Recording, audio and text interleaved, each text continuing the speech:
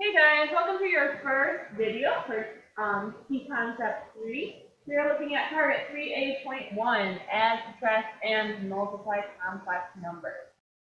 Our math learning objective for this video is I can identify the real and imaginary part of complex numbers by rewriting radicals as complex numbers. Right? So clearly a big part of what we're going to be doing today is working with complex numbers. And it's popped up like 3 times already. And we have these radicals again. Remember, radicals are just square roots. So, complex numbers come from having a real part and an imaginary part. We're used to real numbers. Real numbers are numbers you already know. Okay, I can put them on a number line. Even a square root is a real number. An imaginary number comes from when you try to take the square root of a negative number. We can't actually do that. So in math, to help us do some things we have to do, we came up with this imaginary number, I, which is the square root of -1. If I have a negative under there, I'm just going to call it I. So I, the imaginary number, is the square root of -1. I squared, right?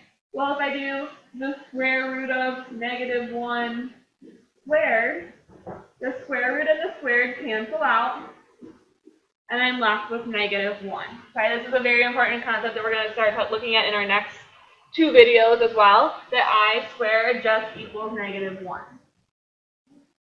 So then, what are complex numbers? There's the real part. Right, so if I have a complex number a plus bi, the real part is a, okay, and it can be an integer, a fraction, so like any rational, a fraction, or an irrational number. Okay, irrational numbers are still real numbers. Okay? Then we have this bi, oh, that was the a part. Then we have this bi part.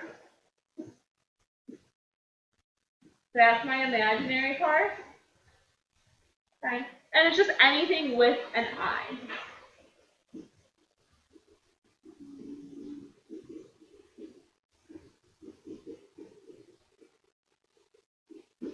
As soon as you have that I in there, it just makes it not real. Okay, it makes it imaginary. So let's look at some examples. Looking at our number 1, I want to take the square root of these things. Well, again, if I try to put the square root of -36 in my calculator, square root of -36, it goes, oh no, it's a non-real calculation. Okay. So we have to do something different. And what we're going to do is, I'm going to actually do the square root of 36 and the square root of -1. Okay, I'm taking that negative out of it. Now I can see what the square root of 36 is. The square root of 36 is 6.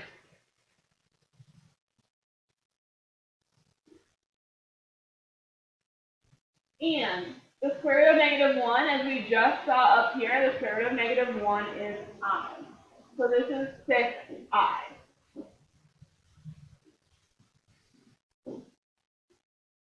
Now, there's one other piece we need for these types of problems. Anytime, whenever we take a square root, and we look at this last unit too, we have to put that positive and negative in front of it. So my answer is both positive and negative 6I. Looking at number 2, same thing. Instead of taking the square root of -25, I'm going to take the square root of 25 and the square root of -1. The square root of 25 is plus or minus, or positive and -5. The square root of -1 is I. Okay? One thing you'll notice as I'm creating my I's, I always put that little tail on the end of them. It's like a little swoop at the end. The only reason I do that is so that we don't mistake them for like 1s or something else, right? Little I's look very similar to a 1. So that little tail shows that it's an I, not a 1. Alright, looking at number 3, I have just the square root of 25. If you notice, there's no negative in front of it. I can take the square root of 25. The square root of 25 is just positive or negative 5. So make sure you're paying attention to whether there's a negative inside that radical or not. Looking at number 4, I have the square root of negative 81. Again, this one is the square root of 81 times the square root of negative 1. The square root of 81 is positive or negative 9. The square root of negative 1 is odd. So I have plus or minus 9 odd. Same thing for 5. Square root of negative 100 is the square root of 100 times the square root of negative 1. Square root of 100 is plus or minus 10. Square root of negative 1 is I. Looking at our last one, the square root of 16, again, no negative. The square root of 16 is just plus or minus 4. Okay, so if it has no negative in it, there's the no I. Alright, that's it for part 1. Go ahead and work on the first activity in your activity packet.